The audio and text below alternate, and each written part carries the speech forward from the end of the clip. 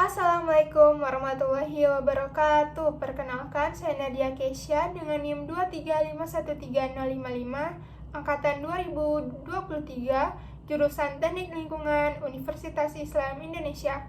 Saya dari kelas Pengetahuan Struktur kelas A. Nah, saya akan membahas 3 hal. Yang pertama, mengapa calon insinyur teknik lingkungan perlu belajar pengetahuan struktur.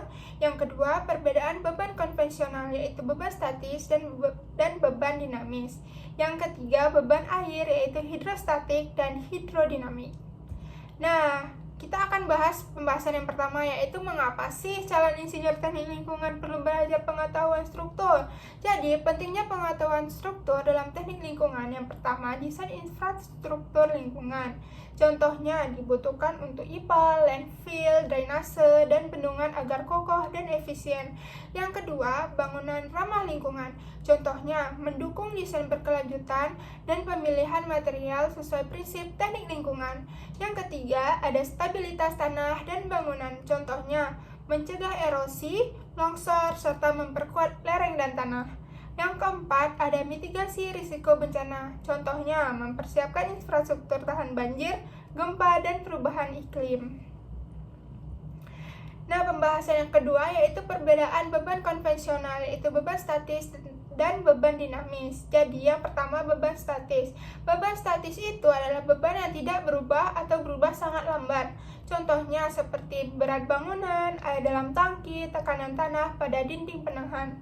Nah, yang kedua yaitu beban dinamis. Beban dinamis itu beban yang berubah cepat dan dapat menyebabkan getaran. Contohnya seperti lalu lintas di jembatan, angin pada gedung, dan gempa bumi. Pembahasan yang ketiga yaitu beban air, yaitu hidrostatik dan hidrodinamik. Yang pertama ada beban hidrostatik, yaitu akibat air diam tekanannya meningkat seiring kedalaman. Contohnya tekanan air pada bendungan, tangki penyimpanan, dan dinding penahan tanah. Yang kedua, beban hidrodinamis, yaitu akibat air bergerak memberikan tekanan lebih besar.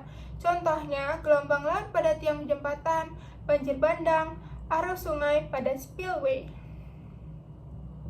Nah, kesimpulan dari pembahasan tersebut yaitu pengetahuan struktur sangat penting bagi calon insinyur teknik lingkungan untuk memastikan infrastruktur yang dibangun kokoh, aman, dan berkelanjutan.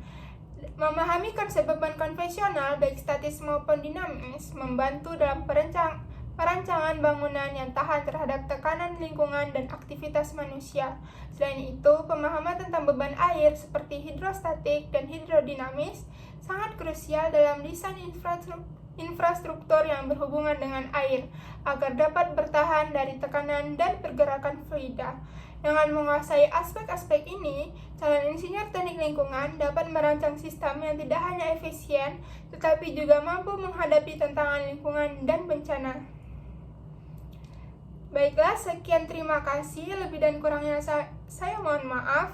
Saya akhiri dengan wabillahi taufik wal hidayah. Wassalamualaikum warahmatullahi wabarakatuh.